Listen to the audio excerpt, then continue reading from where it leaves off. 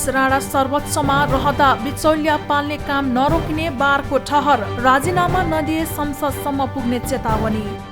नेपाल बार एसोसिएसनका अध्यक्ष चण्डेश्वर श्रेष्ठले न्याय प्रशासनमा भएको अधिकार कटौती नभएसम्म प्रधान न्यायाधीशले बिचौलिया पाल्ने काम नरोकिने बताएका छन्। आइतबार नेपाल बार एसोसिएसनले सर्वोच्च अदालतमा दिएको धरना कार्यक्रमलाई सम्बोधन गर्दै अध्यक्ष श्रेष्ठले न्याय प्रशासनको जिम्मा प्रधान न्यायाधीशले लिएसम्म बिचौलिया पाल्ने काम नरोकिने बताएका हुन्। न्याय परिषदबाट न्यायाधीशलाई सरुवा काजमा पठाउने अधिकार अझै पनि प्रधान न्यायाधीशले लिइराखेको र सोही अधिकार मार्फत आफू अनुकूलको काम हुन सक्ने उनको भनाइ छ। गोला प्रथा लागू हुनासाथ प्रधान न्यायाधीशको दारा नगरा गयो भन्ने भ्रममा नपर्न पनि श्रेष्ठले आग्रह गरे। उनले चोलेन्द्र शमशेर जबरा नहटेसम्म आन्दोलन जारी रहने पनि बताए।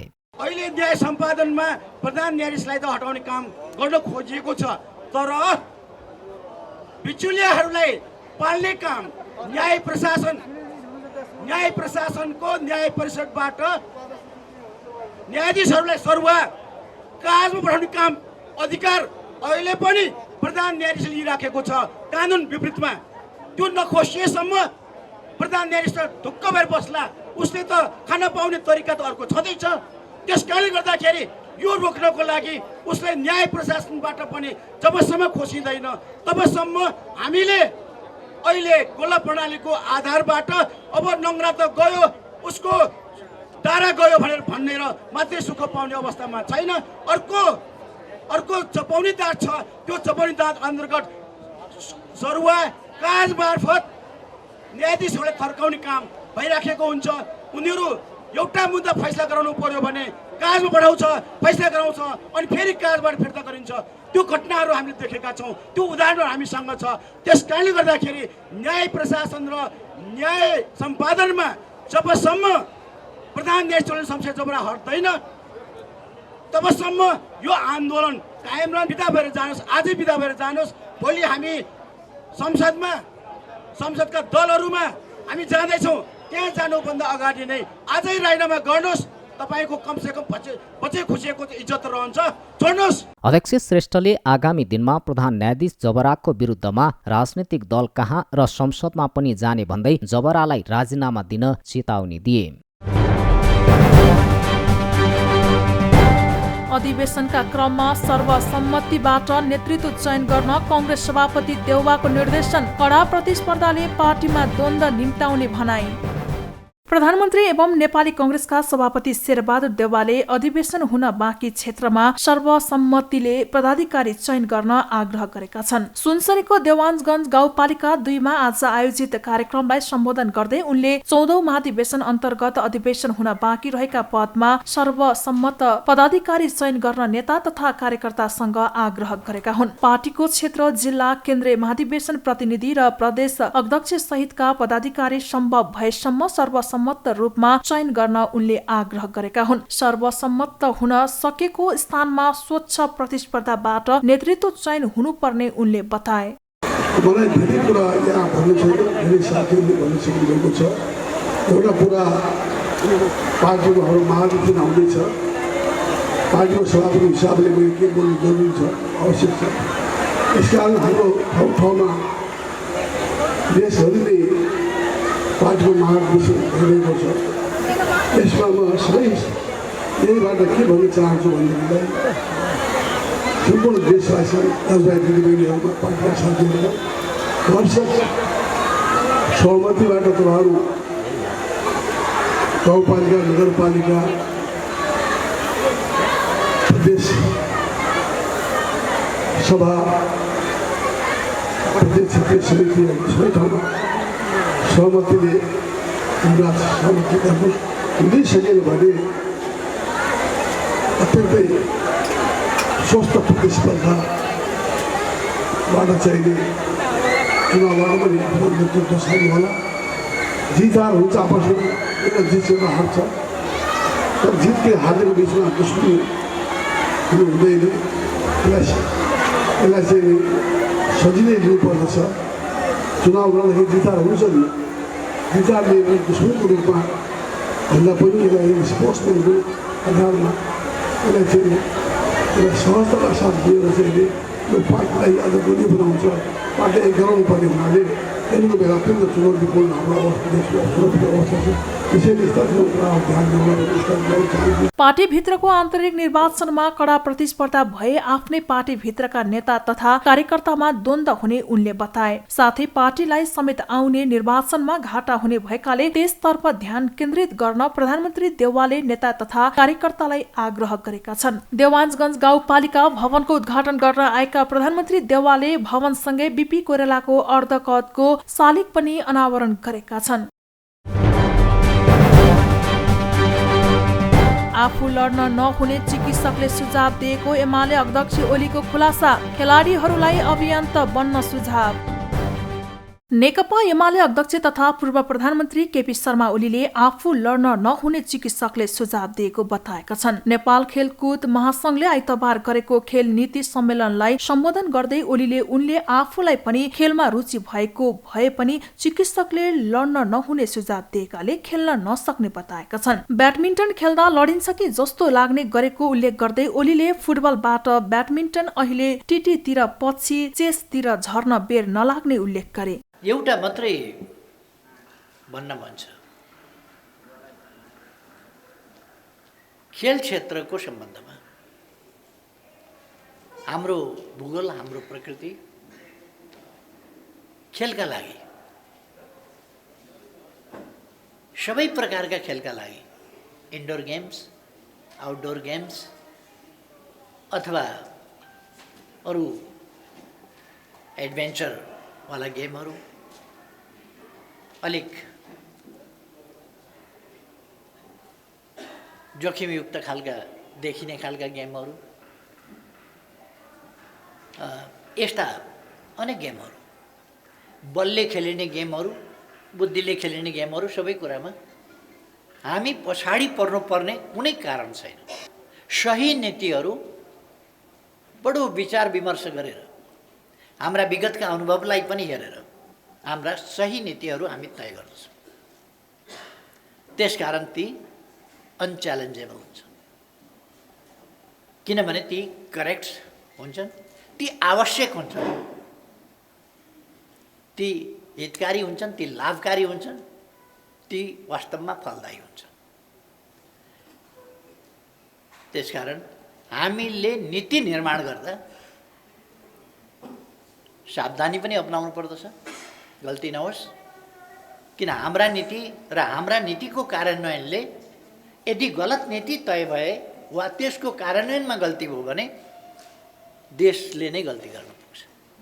अध्यक्ष ओलीले राजनैतिक रूपमा जतासुकै लागेको भए पनि खेलकुद महासंघले खेलाडीहरूलाई संगठित बनाउनु पर्ने बताएका छन्। उनले खेलाडीहरू खेलाडी मात्र नभएर अभियन्ता हुन सक्नुपर्ने बताए। अध्यक्ष ओलीले खेलाडीले खेलमा भन्दा बढी बाँच्नका लागि घाँसको खोजीमा बढी ध्यान दिनुपर्दा खेल क्षेत्र विकास हुन नसकेको पनि बताए। आफ्नो क्षेत्रमा बढी लगाव, अभ्यास र अध्ययन बिना प्रगति हुन नसक्ने भन्दै उनले खेल क्षेत्रको विकासका लागि खेलाडीको घाँस र बाँसको चिन्ता लिन पर्ने अवस्थाको अन्त्य हुनुपर्ने बताए। हरेक मौसममा सबै खेल खेल्न र अभ्यास गर्ने नेपालको भौगोलिक वातावरण रहेको भन्दै अध्यक्ष ओलीले विद्यालय तहबाट पाठ्यक्रममा खेललाई समेटिनु पर्नेमा जोड दिए। अध्यक्ष ओलीले खेलाडी र बालबालिका उस्तै भएको टिप्पणी गर्दै उनले बालबालिकालाई बदमाश छ भनेर कहिले नभन्न सुझाव दिए।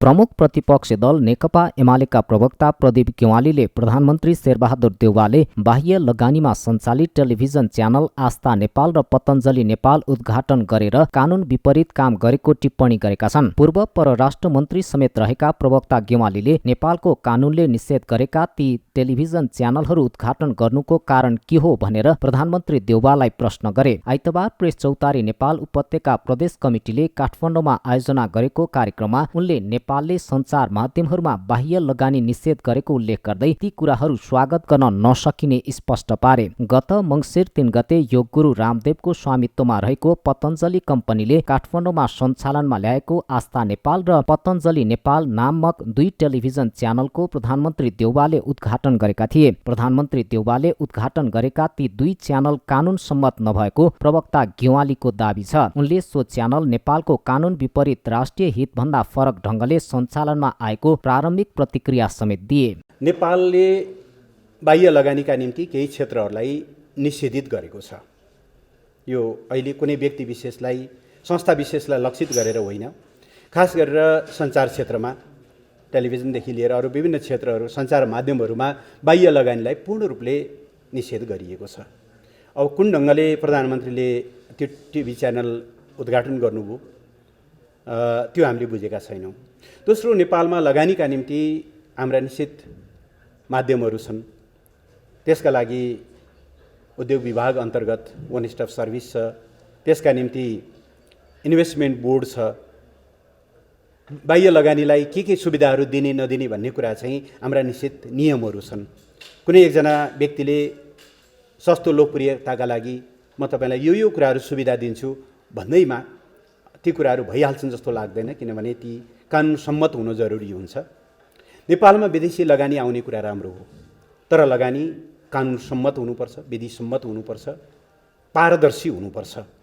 त्यसो भएर पारदर्शी, विधि सम्मत र नेपालको प्राथमिकताको क्षेत्रमा आउने लगानीलाई हामी स्वागत गर्छौँ, तर कानुन विपरीत र नेपालको राष्ट्रिय हित भन्दा फरक ढङ्गले त्यसरी लगानी आउने कुरा चाहिँ हुँदैन। त्यसको बारेमा सबै डिटेल आइसकेपछि हामी छलफल गर्छौँ। जहाँसम्म नेपालको सञ्चार क्षेत्र हो, सञ्चार माध्यमहरूमा बाह्य लगानी चाहिँ निषेध गरिएको बेहोरा म यहाँलाई जानकारी गराउँछु। प्रवक्ता गेवालीले सो टेलिभिजन च्यानलबारे विस्तृत रूपमा छलफल गर्ने जानकारी समेत दिएका छन्। उनले कानुन सम्मत, विधि सम्मत र नेपालले प्राथमिकता तय गरेको क्षेत्रमा आउने बाह्य लगानीलाई भने आफूहरूले सधैँ स्वागत गर्ने बताए। प्रवक्ता गेवालीले पार्टीको 10औं महाधिवेशनमा नेताहरूको व्यवस्थापनका लागि विधान संशोधन गर्ने सम्भावना नरहेको बताए। विधानको परिधिभित्र रहेर योग्य भन्दा योग्य नेताहरूलाई नेतृत्वमा चयन गर्ने उनको भनाइ थियो। पार्टीभित्र योग्यहरूको ठुलो पंक्ति छ, ती सबैलाई समेट्नका निम्ति हामीले अहिलेको डबल गरे पनि ठुलै पंक्ति बाहिर रहन्छ। त्यसो भएर पदाधिकारीहरूको सङ्ख्या या कमिटीको सङ्ख्या असीमित हुन सम्भव छैन। भएका मध्येबाट हामीले बेस्ट साथीहरूलाई रोज्ने हो। फुलहरू मध्येको सुन्दर फुल तपाईँहरू प्रेस चौतारीमा त एकदम पहिल्यैदेखि चलेको एउटा बिम्ब छ। गमलाका दुईटा फुलमध्ये सबैभन्दा राम्रो फुल रोज्ने भने जस्तो सबैभन्दा राम्रो फुल हामीले रोजेर सजाउनेछौँ। त्यसो भएर अस्ति भर्खरै विधान महाधिवेशन गर्नुको तात्पर्य के थियो भने अन्तिम समयसम्म पनि विधानमा अनिश्चितता हुने, पद कति हो, म कुन ठाउँमा उठ्ने हो भन्ने बारेमा दुविधा रहने र अलिकति चाहिँ दबाबबाट अथवा अलिकति नेताहरूको आकाङ्क्षालाई का आधारमा महाधिवेशनमा चाहिँ एकदम अव्यवस्थित ढङ्गले फेरबदल हुने स्थितिलाई अन्त्य गर्नका लागि नै विधान महाधिवेशन गरिएको हुनाले मैले हेर्दा यद्यपि सिद्धान्त त भन्नुहुन्छ भने राष्ट्रिय महाधिवेशनलाई त्यो अधिकार त छ, तर अधिकारको प्रयोग सधैँभरि हुन्छ भन्ने होइन। अस्ति भर्खरै विधान महाधिवेशन भएको हुनाले विधान संशोधनको सम्भावना छैन। हामी भएकै संरचनाभित्र धेरैभन्दा धेरै योग्यतम कमरेडहरू र तपाईँले भन्नुभयो जस्तो यो तिनटै मनोविज्ञानलाई समेट्ने गरी नेतृत्वको व्यवस्थापन गर्छौँ। प्रवक्ता गेवालीले महाधिवेशनमा विधानको विषयले नेतृत्व चयनमा समस्या पारेकाले त्यसलाई समाधान गरेर अगाडि बढ्न पहिलो पटक पार्टीको विधान महाधिवेशन छुट्टै आयोजना गरेको पनि स्मरण गराए।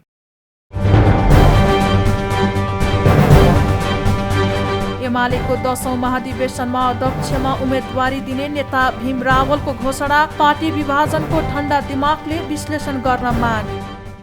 नेकपा एमालेका उपाध्यक्ष भीम रावलले पार्टीको 10औं महाधिवेशनका लागि अध्यक्षमा उम्मेदवारी दिने घोषणा गरेका छन्। आइतबार रिपोर्टर्स क्लबमा पत्रकार सम्मेलन आयोजना गरी उनले उम्मेदवारी दिने घोषणा गरेका हुन्। उम्मेदवारी घोषणा कार्यक्रममा उनले आफूले विजय र पराजयको अर्थमा भन्दा आफ्ना धारणा र मान्यतालाई महत्त्व दिएको बताए। यस पार्टीको सिर्जना, विकास, विस्तार र प्रगतिमा म लगायत हजारौं नेता कार्यकर्ता र सदस्यहरूले बगाएको पसिना सधैँ सार्थक बनिरहोस् भनेर पार्टी केन्द्रीय कमिटीको उपाध्यक्षको हैसियतले गम्भीर भएर सोच्नु र दृढ प्रयत्न गर्नु मेरो पनि कर्तव्य हो।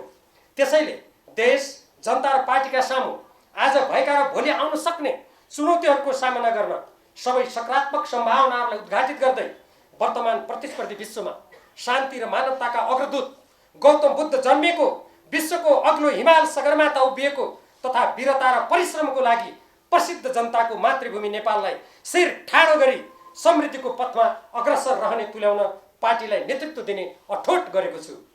मैले राजनीतिक जीवनको आरम्भदेखि नै उठाउँदै आएको पार्टीको विधि, पद्धति, उद्देश्य, लक्ष्य, देशभक्ति र सिद्धान्तको झण्डालाई निष्ठा र दृढताका साथ फहराइरहन अघि बढ्ने सङ्कल्प गरेको छु। यही दृढ सङ्कल्पका साथ पार्टीको विधान महाधिवेशनबाट पारित दस्तावेजमा उल्लेखित र अनुल्लेखित वा स्पष्ट गर्नुपर्ने निम्नलिखित उद्देश्य, लक्ष्य र मान्यताको आधारमा 2078 साल माघ 10 गतेदेखि 12 गतेसम्म चितवन जिल्लामा हुने नेकपा एमालेको 10औं राष्ट्रिय महाधिवेशनमा केन्द्रीय कमिटीको अध्यक्ष पदमा उम्मेदवारी दिने घोषणा गर्दछु। आफूले कुनै व्यक्ति विशेषप्रति कुनै आग्रह नराखेको उपाध्यक्ष रावलको भनाइ छ। पार्टी एकताका लागि 10 बुँदे सहमति गरिरहँदा पनि देश, जनता र पार्टीको हितका लागि अवलम्बन गर्दै आएको विचारकै पक्षपोषण आफूले गरेको उनको दाबी छ। उपाध्यक्ष रावलले सम्पूर्ण नेता, कार्यकर्ता, सदस्य र शुभेच्छुकहरूमा सहयोग र समर्थनका लागि आह्वान गरेका छन्। पार्टीलाई सुदृढ र प्रभावकारी तुल्याउने, प्रतिस्पर्धाका सबै मोर्चाहरूमा पार्टीलाई सफल र विजयी बनाउने तथा राष्ट्रिय राजनीतिको प्रमुख चालकका रूपमा अगाडि बढाउने दृढ अठोट लिएको रावलले उल्लेख गरे। नेकपा एकीकृत समाजवादीका अध्यक्ष माधव कुमार नेपालले पेट्रोलियम पदार्थको मूल्य वृद्धिलाई लिएर सरकार गम्भीर हुनुपर्ने बताएका छन्। आइतबार विद्यार्थी संगठनहरूले पेट्रोलियम पदार्थको कर घटाई मूल्य वृद्धि फिर्ता लिन माग गर्दै बुझाएको ज्ञापन पत्र बुझ्दै अध्यक्ष नेपालले पेट्रोलियम पदार्थको मूल्य वृद्धिलाई लिएर सरकार गम्भीर हुनुपर्ने बताएका हुन्। उनले सरकार गम्भीर बन्न सकेन भने सत्ताधारी पार्टीहरूले त्यसमा चासो र सरोकार राख्नुपर्ने बताए। अध्यक्ष नेपालले सरकारमा अहिले उद्योग, वाणिज्य तथा आपूर्ति मन्त्रालय खाली रहेको भन्दै मन्त्री नपाइए एकीकृत समाजवादीले मन्त्री दिने समेत बताए। उनले पेट्रोलियम पदार्थको मूल्य वृद्धि हुनुमा राजनीतिक कारण हुन सक्ने तर त्यसै कारणले जनतालाई पीडा दिएर कर वृद्धि गर्न नमिल्ने बताए। विभिन्न समस्याहरू होला। अब समस्याहरूलाई को कारण पनि खोज्नु पर्यो, समाधान पनि निकाल्नु पर्यो। यसको निम्ति सबभन्दा पहिले सत्तामा बसेको पक्ष अर्थात् सरकार गम्भीर बन्नु पर्यो। सरकार गम्भीर बन्न सकेको छैन भने सत्ताधारी पार्टीहरूले त्यसमा चासो र सरकार राख्नु पर्यो। यस अर्थमा यो हाम्रो दायित्वभित्र पनि पर्दछ। समस्या भनेको मन्त्री पनि त्यहाँ जिम्मेवारी नदिएर पनि बिग्रेको छ। मन्त्री भइदियो भने हुन्छ, प्रधानमन्त्री आफैले सबै कुराहरूलाई चाहिँ राम्ररी बुझ्न सक्दैनन्, समय दिन पनि सक्दैन। त्यसको निम्ति हामीले भनिरहेका छौँ। अरू कोही पाइया छैन, हामी सधैँ नै मन्त्री दिने भनिरहेको छौँ, सुन्दैनन्। अब गर्ने अब यो सबै अवस्था भएको हुनाले म पनि बुझाउँला। बरु मलाई त्यो नम्बरहरू पत्ता लगाएर त्यहाँको सचिवको पनि चाहियो। अब यी एउटा कुरा जुन तपाईँले राख्नुभएको छ, यसको पछाडि पोलिटिकल रिजन होला भन्ने जुन आशंका गर्नुभएको छ, त्यसले हामीलाई बढी उ गरेको छ, संवेदनशील बनाएको छ र सशङ्कित पनि बनाएको छ। र योभन्दा पहिले पनि मूल्य वृद्धि हुँदाखेरि पनि के हो भन्ने कुराहरू पनि उठेको छ। र जनतालाई एकदम पीडामा, वेदनामा पुर्याएर यो कर वृद्धि गर्ने कुरा पनि उपयुक्त हुन सक्दैन। अब समस्याको पाटो होला। बोर्डरमा चाहिँ त्यहाँ तस्करी ज्यादा हुन्छ, यताको सस्तो सामान पारी लिएर जाने, उताको सस्तो सामान वारी लिएर आउने, यस्तो खालको चाहिँ समस्या छ।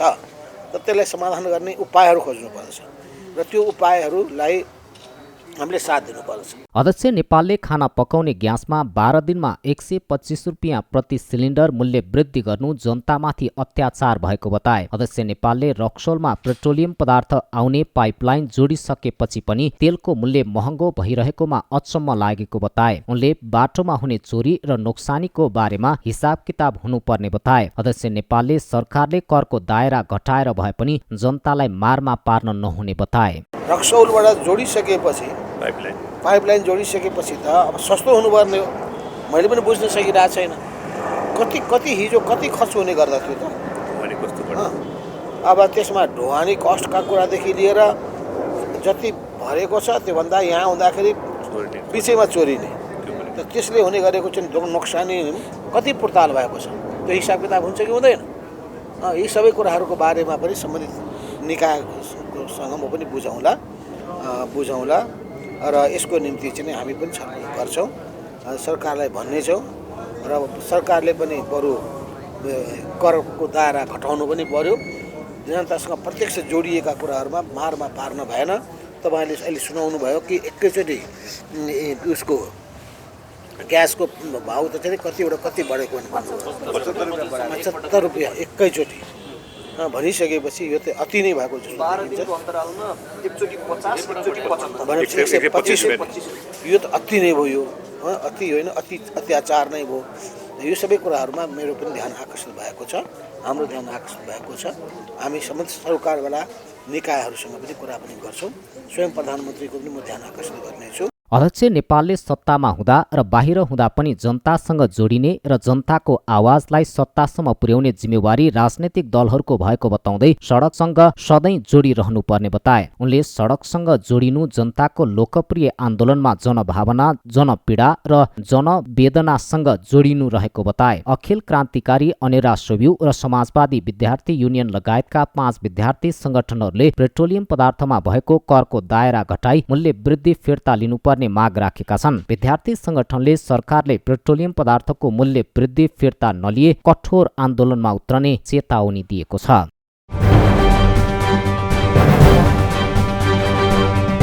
गणपूरक संख्या नपुगेपछि प्रस्तावित राजदूतहरूको सुनाई प्रभावित। 17 गतेसम्मका लागि संसदीय सुनाई समितिको बैठक स्थगित।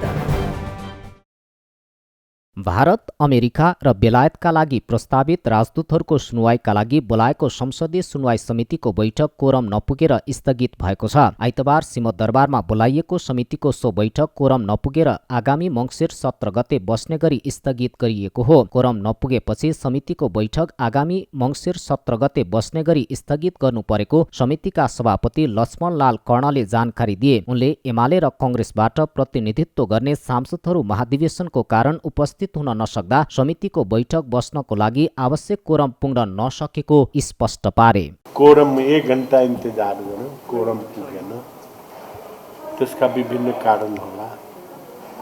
महाधिवेशन चलिराखेको छ अहिले एमालेको। उहाँहरू केही आउनुभयो, केही आउन सक्नु भएन। नेपाली काङ्ग्रेसको पनि गाउँ जिल्लाको अधिवेशन चलेको छ, उहाँहरू पनि पुग्नु भएन। आउँछु भन्ने मान्छे पनि आएनन्। हामी कमसेकम कोरम पुग्ला भनेर बैठक राखेका तर त्यो भएन।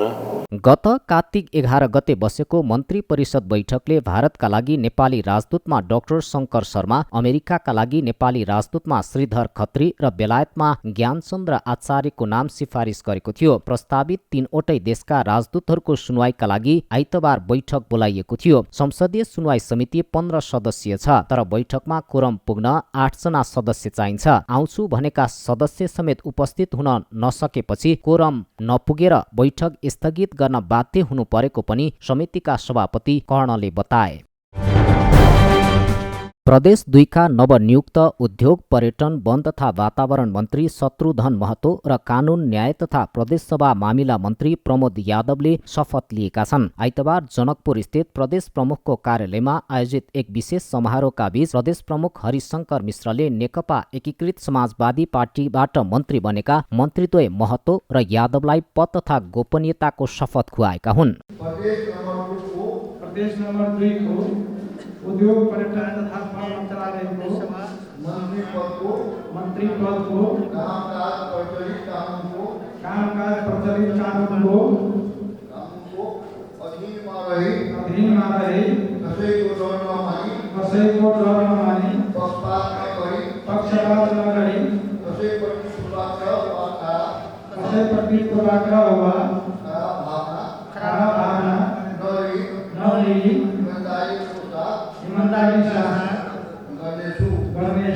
शपथ ग्रहणपछि सञ्चारकर्मीसँग संक्षिप्त प्रतिक्रिया दिँदै उद्योग, पर्यटन, वन तथा वातावरण मन्त्री महतोले विनाशको अवस्थामा रहेको चुरे संरक्षणलाई पहिलो प्राथमिकतामा राखेर काम गर्ने बताए। उनले प्रदेश 2 को नामाकरण र भ्रष्टाचार नियन्त्रणको कामलाई पनि आफूले जोड दिने बताए। हाम्रो फर्स्ट प्राथमिकता भनेको बहाली गरिसकेपछि यो 2 नम्बर प्रदेशमा मात्रै होइन, यो देशको एउटा मेरुदण्ड लाइफलाइनसँग जोडिएको चुरे क्षेत्र जुन एउटा विनाश भइरहेको अवस्थामा छ, यसलाई हामी फर्स्ट प्राथमिकता साथ कसरी चुरेलाई संरक्षण गर्ने, जो अहिले हामी भन्छौँ यो देशको सबभन्दा प्रदेश नम्बर 2 अन्नको भण्डार हो, तर प्रत्येक वर्ष क्षयीकरण भइरहेको छ, उब्जाउ जमिन कटान भइरहेको छ, डुबान भइरहेको छ। प्रदेशको राजधानी नामाकरण लगायतका कुराहरू बाँकी रहेको छ। यसलाई पनि हामी दोस्रो प्राथमिकतामा राखेर काम गर्छौँ र अहिले यो 2 नम्बरमा जनताको गुनासो र हरेक ठाउँमा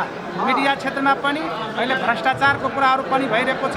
कसरी यसलाई हामी कम गर्दै जाने, जुन आरोप लागिरहेको छ यसलाई हामी बिस्तारै कम गर्दै जाने। त्यसैगरी नवनियुक्त मन्त्री यादवले प्रदेश र संघीयतालाई संस्थागत विकासको लागि कानून निर्माणको काममा तीव्रता दिने बताए। मुख्यमन्त्री राउतले एकीकृत समाजवादीलाई सरकारमा ल्याउन आफ्नै पार्टीका उद्योग, पर्यटन, वन तथा वातावरण मन्त्री राम नरेश राय यादवलाई मात्र पदमुक्त गरेका थिए। एकीकृत समाजवादीलाई उद्योग, पर्यटन, वन तथा वातावरण सहित मुख्यमन्त्री राउतले आफ्नो मातहतमा राखेको कानून, न्याय तथा प्रदेश सभा मामिला मन्त्रालय दिएका हुन्। मुख्यमन्त्री राउतले कानून, न्याय तथा प्रदेशसभा मामिला र वाणिज्य, आपूर्ति तथा विज्ञान प्रविधि मन्त्रालय आफ्नो मातहतमा राखेका थिए। तत्कालीन राजपाबाट सरकारमा सहभागी भएका मन्त्रीहरूलाई हटाएपछि राउतले प्रदेशका 6 मन्त्रालयलाई टुक्र्याएर 10 मन्त्रालय बनाएका थिए। कार्यक्रममा प्रदेश सरकारका मन्त्रीहरू, प्रदेश सभाका सांसदहरू, सुरक्षा निकायका प्रमुखहरू सहितको उपस्थिति रहेको थियो।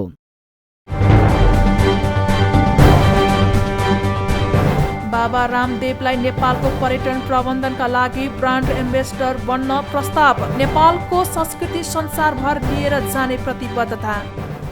संस्कृति, पर्यटन तथा नागरिक उड्डयन मन्त्रालयले भारतीय योग गुरु रामदेव बाबालाई नेपालको पर्यटन प्रवर्धनका लागि ब्रान्ड एम्बेसडर बन्न प्रस्ताव गरेको छ। आइतबार मन्त्रालयले आयोजना गरेको भगवान श्री पशुपतिनाथ दर्शन सहितको योग शिविर कार्यक्रममा संस्कृति, पर्यटन तथा नागरिक उड्डयन मन्त्री प्रेमबहादुर आलेले योग गुरु रामदेवलाई नेपालको पर्यटन क्षेत्रको प्रचार प्रसार तथा प्रवर्धन गर्नको लागि ब्रान्ड एम्बेसडर बन्न प्रस्ताव राखेका हुन्। मन्त्री आलेले बाबा रामदेवलाई ब्रान्ड एम्बेसडर बन्न प्रस्ताव सहितको प्रमाणपत्र दिए। नेपाल बुद्ध र सगरमाथाको देश भनेर विश्वभरि चिनाउन योग गुरु रामदेवको भूमिका महत्त्वपूर्ण हुने मन्त्री आलेले बताए। योग गुरु रामदेवको माध्यमले भारतबाट नेपालमा धेरैभन्दा धेरै पर्यटक आउनेमा उनले विश्वास व्यक्त गरे। कोभिड-19 को संक्रमण नेपालमा निकै कम भएको र धेरैले खोप लगाइसकेको उल्लेख गर्दै मन्त्री आलेले नेपालको पर्यटनको प्रचार प्रसार गरिदिन योग गुरु रामदेवलाई आग्रह गरे।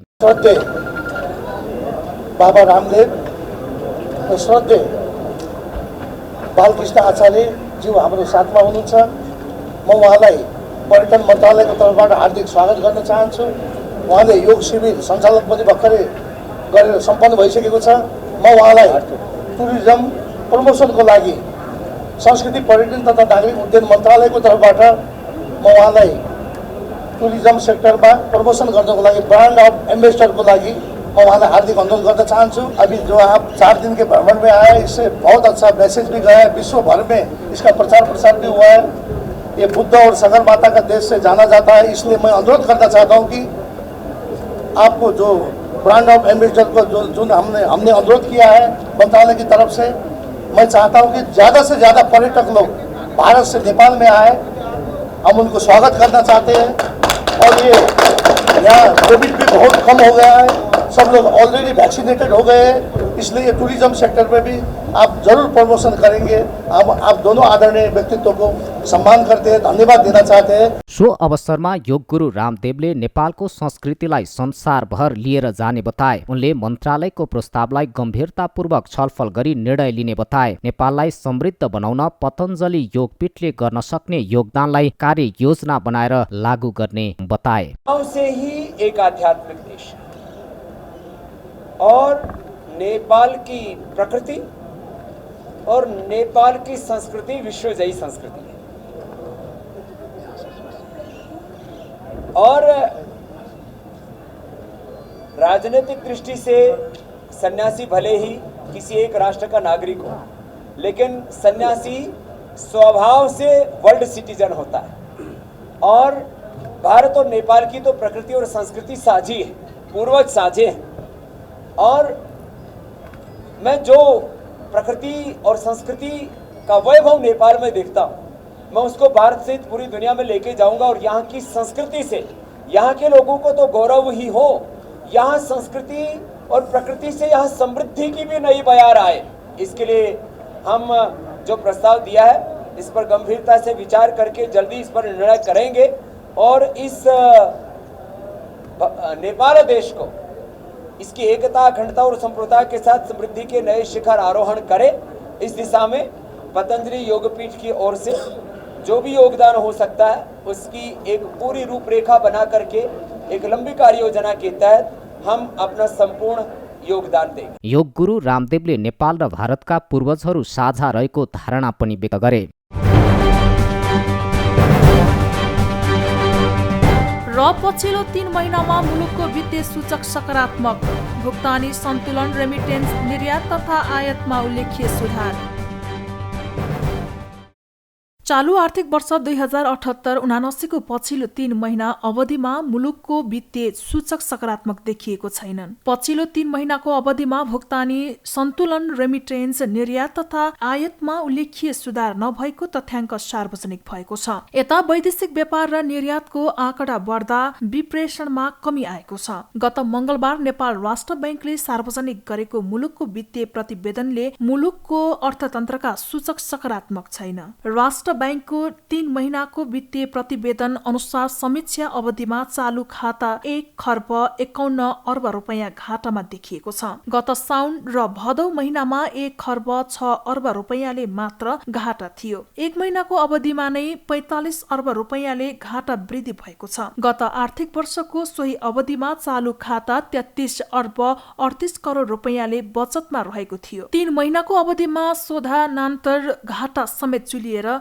76 अर्ब 14 रुपैयाँ पुगेको छ। अघिल्लो वर्षको सोही अवधिमा शोधानान्तर स्थिति 1 खर्ब 1 अर्ब 9 करोड रुपैयाँले बचतमा रहेको थियो। राष्ट्र बैंकको अध्ययनले 3 महिनामा 4 खर्ब 78 अर्ब रुपैयाँको आयात भएको देखाएको छ। यो परिमाण गत वर्षको सोही अवधिको तुलनामा 63.7% ले बढी हो। कुल वस्तुको निर्यात 109.5% ले वृद्धि भएर 65 अर्ब 5 करोड पुगेको छ। यसमध्ये 62 अर्ब 68 करोड रुपैयाँको पुँजीगत आयात भएको हो। उपभोग्य वस्तुको 1 खर्ब 79 अर्ब 44 करोड रुपैयाँको आयात भएको छ। पुँजी र उपभोग्य दुवै मिश्रित प्रकृतिका वस्तुको 2 खर्ब 45 अर्ब रुपैयाँको आयात भएको छ। आर्थिक वर्ष 2078-79 को 3 महिनामा कुल वस्तु व्यापार घाटा 58.3% वृद्धि भई 4 खर्ब 13 अर्ब 47 करोड पुगेको छ।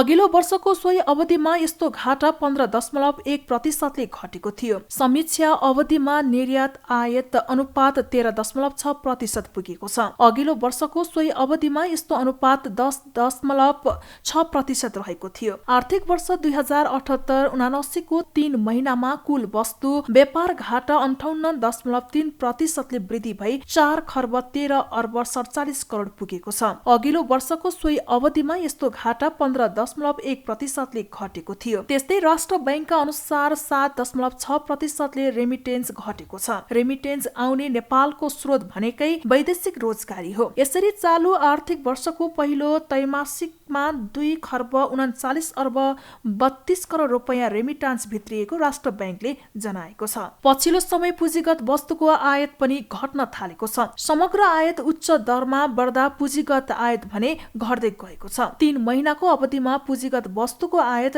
13.1% बाट घटेर 11% मा आइपुगेको छ। त्यस्तै असोज महिनामा उपभोक्ता मूल्य वृद्धि 4.24% रहेको छ। अघिल्लो वर्षको सोही महिनाको तुलनामा मूल्य वृद्धि 3.79% थियो। चालू आर्थिक वर्षको 3 महिनामा राष्ट्र बैंकले 1 खर्ब 19 अर्ब 35 करोड रुपैयाँ पुनर्कर्जा दिएको छ। राष्ट्र बैंकले 1,29,680 ऋणीलाई सहुलियत दरमा प्रदान गर्दै आएको पुनर्कर्जा दिएको हो। यसमध्ये कृषि तथा पशुपन्छी व्यवसाय कर्जा अन्तर्गत 53,785 ऋणीलाई प्रभाव भएको 1 खर्ब 26 अर्ब 81 करोड कर्जा रहेको छ। महिला उद्यमशील कर्जा अन्तर्गत 73,078 महिला उद्यमीलाई प्रभाव भएको 68 अर्ब 32 करोड कर्जा रहेको छ। सहुलियतपूर्ण कर्जाका अन्य शीर्षक अन्तर्गत 2,817 ऋणीको 3 अर्ब 80 करोड कर्जा बक्यौता रहेको छ।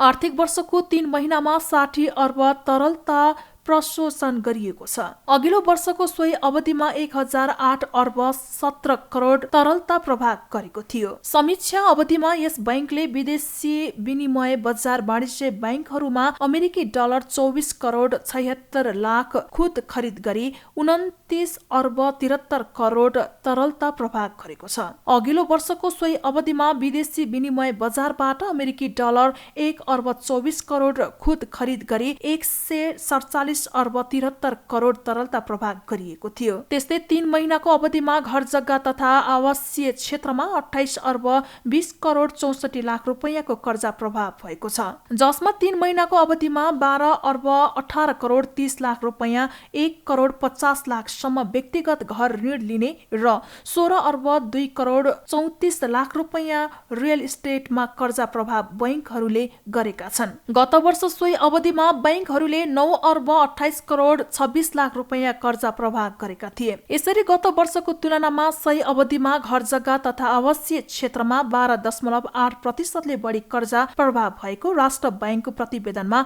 उल्लेख गरिएको छ। बैंकले घर जग्गा तथा आवासीय क्षेत्रमा 5 खर्ब 10 अर्ब 8 करोड 39 लाख रुपैयाँ कर्जा प्रभाव गरेको छ, जसमा व्यक्तिगत आवासीय घर कर्जातर्फ 3 खर्ब 10 अर्ब 44 करोड 37 लाख र रियल इस्टेट ऋणतर्फ 1 खर्ब 79 अर्ब 64 करोड 2 लाख रुपैयाँ कर्जा प्रभाव भएको छ। साउनदेखि असोज मसान्तसम्ममा 1 करोड 50 लाख सम्ममा आवासीय रियल इस्टेट तर्फ 5 अर्ब 55 करोड 17 लाख रुपैयाँ र व्यापारी कम्प्लेक्स तथा अपार्टमेन्टमा 3 अर्ब 91 करोड 85 लाख रुपैयाँ कर्जा प्रभाव भएको छ।